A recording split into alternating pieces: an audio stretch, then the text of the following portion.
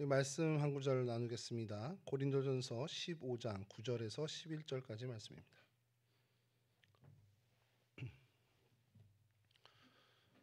고린도전서 15장 9절에서 11절까지 말씀 저랑 한 절씩 교독하시고요. 우리 11절을 함께 봉독하겠습니다.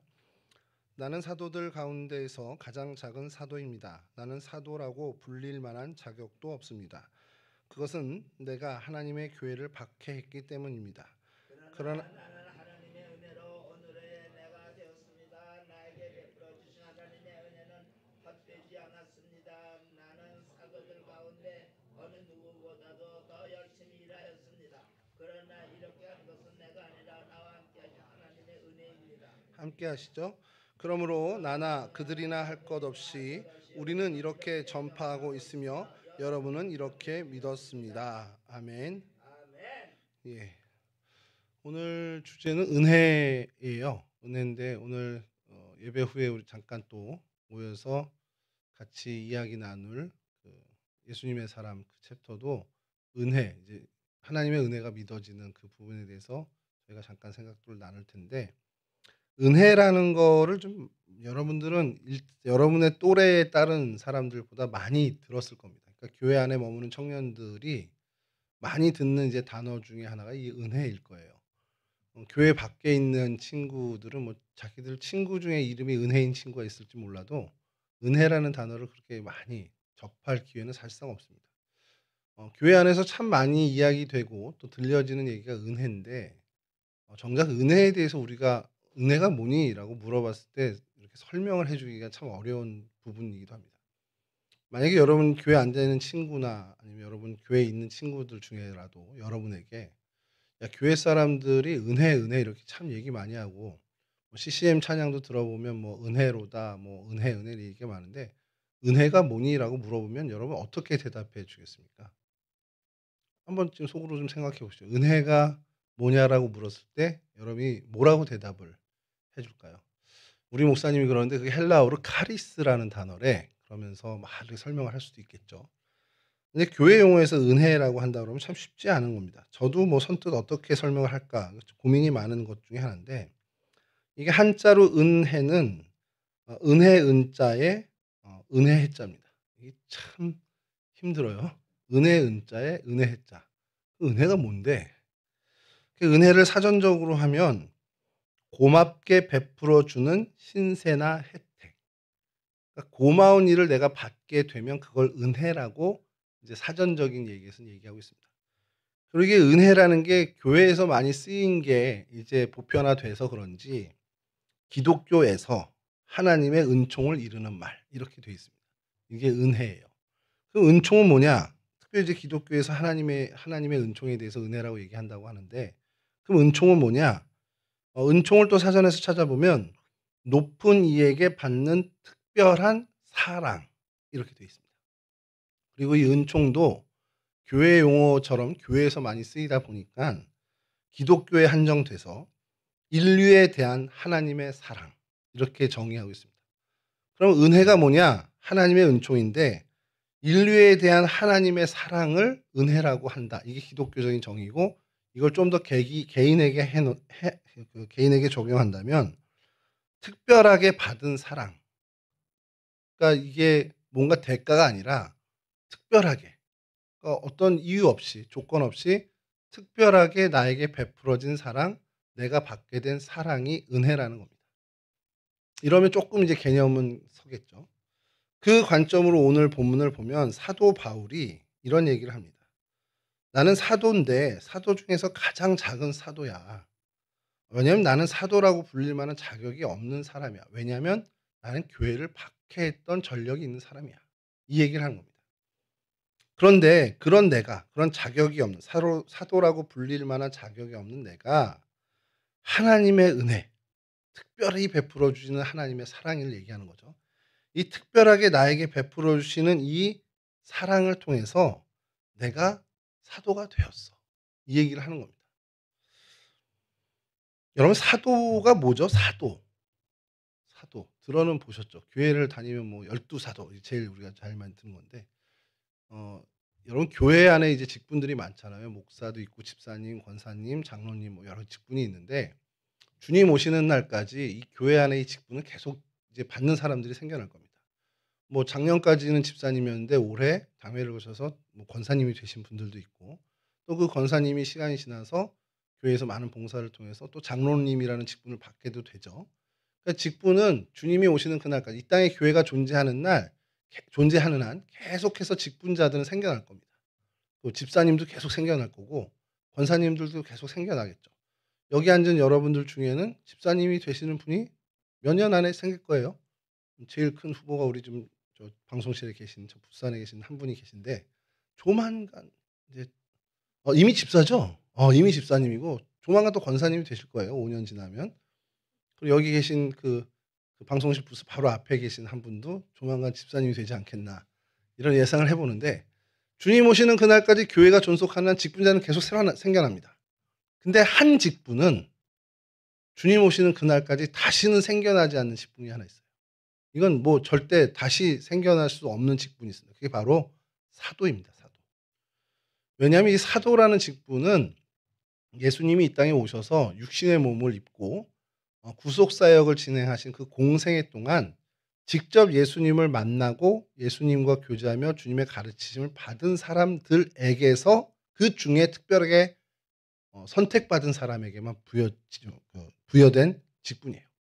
그러니까 예수님이 다시 이 땅에 육신의 몸을 가지고 오셔서 그때 내가 했던 일이 좀 부족해, 그래서 좀 공생애 이 구속사역 좀 더 해야 되겠어 하면서 여러 사람들을 만나서 가르치시고 하면 뭐 또 생길 수 있겠지만 그럴 일은 없으니까, 그럼 이 사도라는 직분은 앞으로는 다시 생겨나지 못하는, 그때 주님과 함께 있었던 그 사도들 외에는 다시는 누구도 사도가 될 수 없습니다.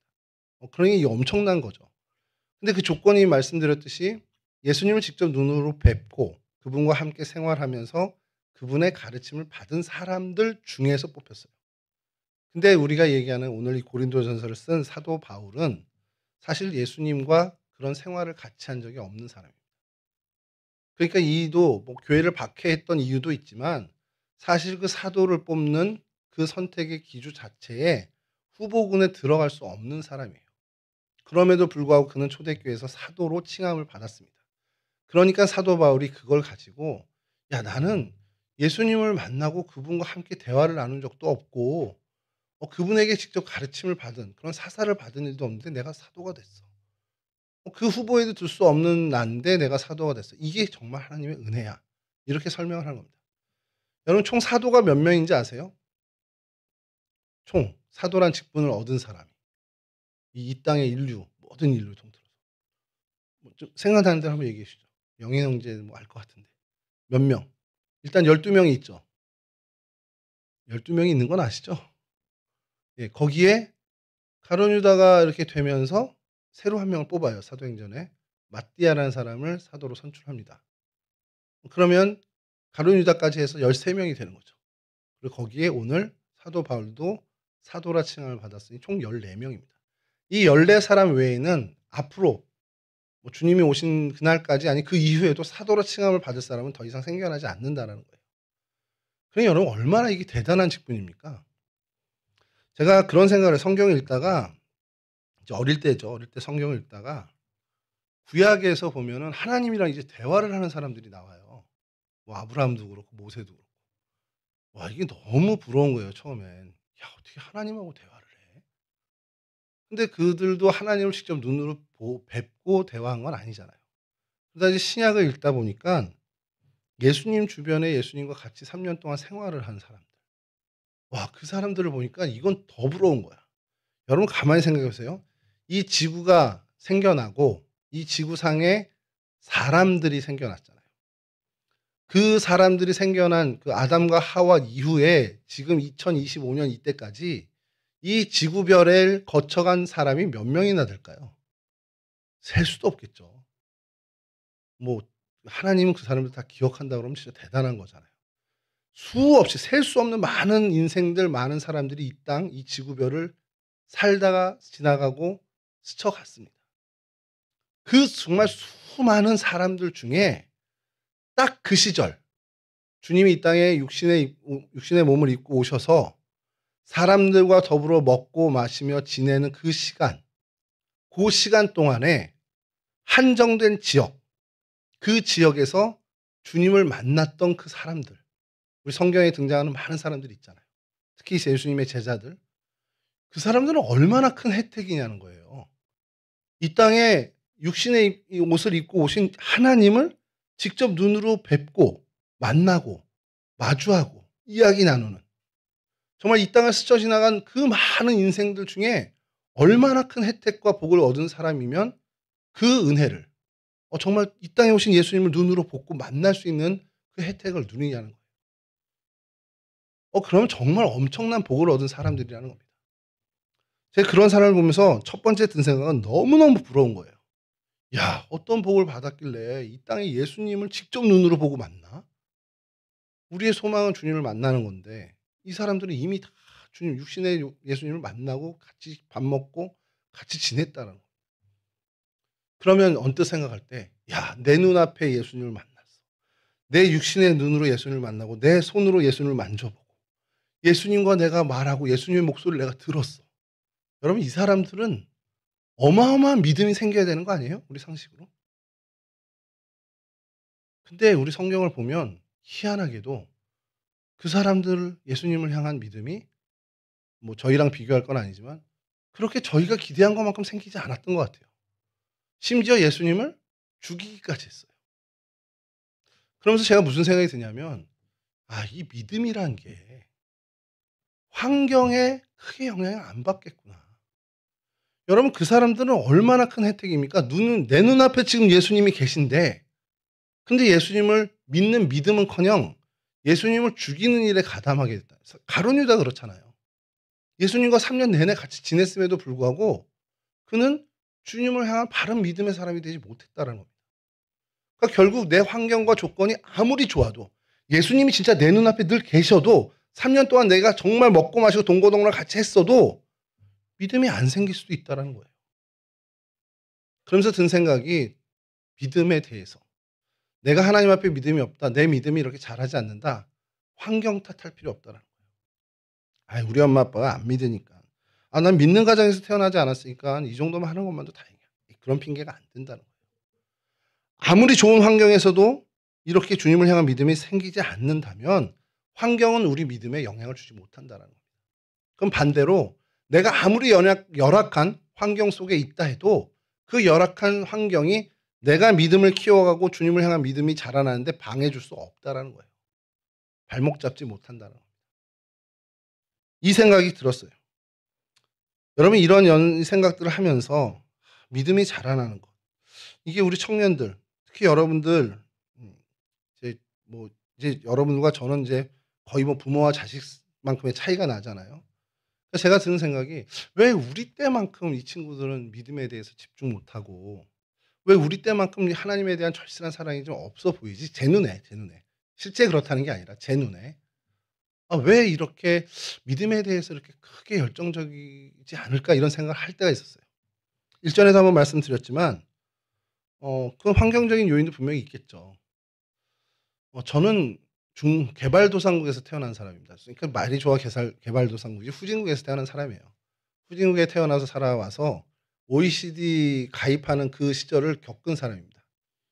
저는 그러니까 열악한 대한민국에서 태어나서 자란 사람인데, 여러분들은, 여기 대부분의 여러분들은 선진국 이후에 태어난 사람들이더라고요, 보니까.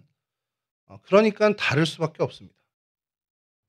여러분들의 신앙생활의 모습이 제 눈에 차든 안 차든 어쨌든 다를 수밖에 없는 건, 이미 선진국에서 태어나서 자라나고 교회를 다니고 생활을 했던 사람들이기 때문에 저와는 분명히 다른 양상의 신앙생활을 하는 거예요. 근데 그게 여러분들의 믿음이 적다, 혹은 잘하지 못했다, 이런 판단을 하는 것이 제 불찰이라는 겁니다. 왜냐하면 그 환경 때문에 얘네들이 이 친구들이 믿음이 안 자랐어? 아니라는 거죠. 환경은 아무런 영향을 주지 못한다는 겁니다. 결국 중요한 건 여러분들이 주님을 만났느냐 못 만났느냐, 주님을 만나고 싶은 열망이 있느냐 없느냐, 이것이 여러분들의 믿음에 대해서 훨씬 더 중요하게 작용한다는 겁니다. 그러면 목사님, 믿음이 그럼 자라나게 하려면 어떻게 해야 돼요? 내가 믿음을 키우려면, 정말 좋은 믿음의 사람이 되려면 어떻게 해야 돼요? 뭐라도 좀 해서 돼야 되는 거 아니에요. 이런 얘기를 합니다. 근데 여러분 좀 얘기하기가 좀 쉽지 않은 얘기긴 하지만 믿음은 내 힘으로 훈련해서 잘하는 건 아닙니다. 주님을 향한 믿음은요. 주님이 주셔야 돼요. 믿어지는 은혜, 그걸 그래서 은혜라고 하는 겁니다. 주님이 나의 구원자 되셨다. 내가 그러면 뭐 신학교를 2년 정도 다니면 생기나? 아니면 성경 공부를 며칠 뭐 아니면 어느 코스를 하면 이거는 생기는 믿음이야? 그게 아니고 이건 정말 하나님이 주셔야만 하는 겁니다. 그걸 그래서 우리는 은사라고 해요. 선물이라는 표현입니다. 은사는. 믿음은 선물이에요. 하나님이 일방적으로 우리에게 주시는 것, 그것밖에 해답이 없습니다. 하나님이 주시지 않으면 그 믿음은 생겨나지 않아요. 그러니까 내 환경이 열악해, 아니 내 환경이 너무 좋아, 상관없이 하나님이 내게 주셔야만 내가 가질 수 있는 것이 바로 믿음입니다. 그러니 믿음은 은사고 믿음은 은혜라고밖에 설명할 수 없는 거죠. 그러면 여러분 한 가지 생각하죠. 그럼 하나님이 주시고 싶으면 주고 말고 싶으면 마는 거니까 내가 믿음이 있든 없든 그건 내 책임이 아니네. 이런 생각할 수 있잖아요. 근데 거기에 하나님이 성경에서 늘 얘기하시는 거죠. 그래도 구하여야 내가 너에게 주겠다는 겁니다. 양떼가 너에게 많을지라도 내가 구해야 내가 너에게 주겠다. 이게 하나님이 우리를 다루시는 방법입니다. 믿음에 대해서 내가 믿음 없음에 대해서 개탄이 생긴다. 나는 신앙생활을 20여 년 이상을 했는데 왜 나한테 이 정도의 믿음이 안 생길까? 그런 어떤 후회라든지 그런 안타까움이 생긴다면 하나님께 구해야 된다는 겁니다. 하나님 내게도 믿음을 좀 주십시오. 내가 어떤 훈련 과정, 어떤 프로젝트, 어떤 코스를 해서 내가 믿음을 갖는 게 아니라 하나님 내게 믿음을 주십시오. 그래야 주님께서 주신다는 거예요. 그게 은혜라는 겁니다. 믿음뿐만 그렇겠습니까? 여러분 우리가 하나님으로부터 받는 모든 것들, 여러분들의 지금 환경과 생활과 여건과 모든 것들이 하나님이 주신 은혜라는 겁니다. 왜냐하면 여러분들이 받을 만한 자격이 있어서 얻은 게 아니잖아요. 여러분들이 뭔가를 획득한 게 아니잖아요. 여러분들이 어디 가서 아이템을 줍듯이 얻은 게 아니잖아요. 여러분들이 지금 누리고 있는 모든 것들 거의 99%는 여러분들이 어디서 득템한 것이 아니라 하나님으로부터 받은 거라는 겁니다. 내 부모님, 내 가정 환경, 내 주변의 친구들 이 모든 것들이 하나님으로부터 온 것이라는 거예요. 내가 받을 자격이 있어서가 아니라 물론 이제 하나님이 나를 사랑하시니까 주신 거지만 그게 자격이라면 또 자격이라고 할 수도 있겠지만 뭔가 내가 업적을 이루고 내가 뭔가를 해냈고 뭔가 내가 미션을 클리어했기 때문에 주어진 게 아니고 하나님이 내게 그저 선물로 주신 거라는 거예요. 그게 은혜라는 겁니다. 근데 여러분 이 은혜가 앞으로 여러분들이 살아가는 날들 속에도 계속 지속돼야만 합니다. 근데 이제 안심할 수 있는 것은 이제까지 여러분들이 살아오면서 받은 그 은혜, 이건 사실 기적과 같은 일들이잖아요. 내가 하루하루 살아온 것도 기적인데 그 기적을 하나님이 앞으로 중단하시지 않겠다라는 겁니다. 이제까지 나에게 기적처럼 베풀어 오신 이 은혜를 하나님이 내 앞으로의 남은 삶 속에도 하나님이 여전히 그 기적을 베푸시겠다는 것이 성경을 통해서 우리에게 하나님께 늘 말씀하시는 하나님께서 우리에게 이야기해 주시는 것이죠. 그것도 은혜라는 거죠. 이 은혜를 소유하고 이 은혜를 정말 누리는 사람답게 우리 청년들이 좀 살아갔으면 좋겠습니다. 그리고 이 은혜 속에 머물면 그럼 나도 하나님을 좀 사랑하는 정말 주님을 내 주인으로 모시고 정말 내 인생을 하나님께 맡기는 그런 정말 믿음이 자라나는 그런 사람이 되고 싶다라는 소망을 좀 가졌으면 좋겠어요. 하나님이 주신 은혜를 소유한 사람답게 그 은혜를 누리는 사람답게 이제 그 은혜를 누리는 사람에 걸맞는 인생을 나도 살고 싶습니다. 그러니 하나님 내게 믿음을 허락해 주십시오. 내게 믿음을 주십시오. 입술을 열어서 하나님께 간구하는 그런 청년들이 되었으면 좋겠어요. 그게 사도 바울의 오늘 고백처럼 내가 나 된 것은 정말 하나님의 은혜다라는 것. 여러분들이 이제까지 살아온 여러분들의 모습도 앞으로 여러분들이 되어질 여러분들의 모습도 앞으로 살아가는 그 많은 날들 속에 하나님으로부터 얻게 되는 많은 축복도 결국 하나님이 내게 주신 은혜구나라는 고백을 할 수 있는 그 믿음을 갖는 사람이 되었으면 좋겠습니다. 이거 하나님으로부터 온 거야. 이게 정말 여러분들 마음에 있었으면 좋겠어요. 뭐 그냥 생긴 거지 뭐. 아니 우리 아버지가 잘 벌어서 누린 거지 뭐. 아니야 내가 이거 이런 거 잘해서 이게 나한테 떨어진 거야. 물론 그런 게 있을 수도 있겠지만 그 모든 바탕에 그마저도 내가 그 노력을 할 수 있는 것마저도 하나님 내게 건강을 주셔서 하나님이 내게 그 마음을 주셔서 하나님이 내게 그런 시간을 주셔서 가능했구나라는 모든 것이 하나님께로부터 왔다라는 그 고백을 일상에서 늘 할 수 있는 여러분들이 되었으면 좋겠어요. 그렇게 하나님의 은혜를 구하고 하나님으로부터 얻어가는 것, 정말 은혜를 은혜로 여길 줄 아는 그러한 인생들이 되었으면 좋겠습니다. 그리고 이따가 좀 더 이따가 더 나누겠지만 이게 정말 은혜구나라는 것을 깨닫는 심령이 되기 위해서 여러분 좀 입술을 열어서 기도했으면 좋겠습니다. 하나님, 내가 정말 은혜로 여길 줄 아는 그런 사람이 됐으면 좋겠습니다. 그냥 스쳐 지나가서 당연한 걸로 여기는 게 아니라 정말 이게 은혜구나. 하나님, 내가 무릎을 치며 아 이게 은혜군요. 라고 고백하는 사람이 됐으면 좋겠습니다. 위해서 기도하는 그러한 청년의 시절을 보내는 여러분들이 되었으면 좋겠습니다. 이와 같은 은혜의 주인공들이 되실 수 있기를 주님의 이름으로 간절히 축원합니다. 기도하겠습니다.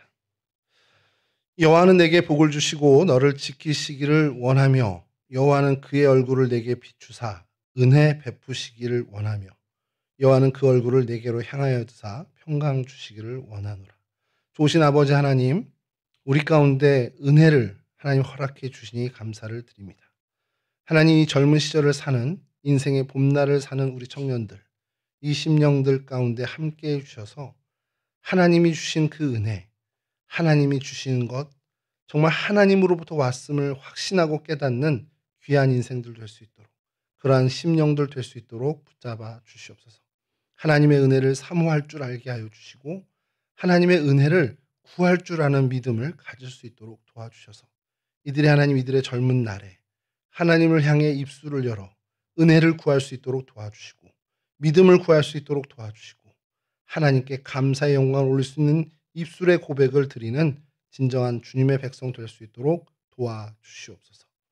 이제는 우리 주 예수 그리스도의 그 크신 은혜와 우리 아버지 하나님의 그 극진하신 사랑하심과 성령 하나님의 교통하시며 인도하시며 도우심이 은혜를 은혜로 여기는 믿음을 갖기 위해 또 은혜를 구할 줄 아는 믿음의 사람이 되기 위해 결단하는 여기 모인 우리 주님의 귀한 청년들 머리머리 위에 이들의 인생 위에 이들의 앞으로의 살 날들 위에 이제로부터 영원히 함께하여 주시길 간절히 축원하옵나이다. 아멘.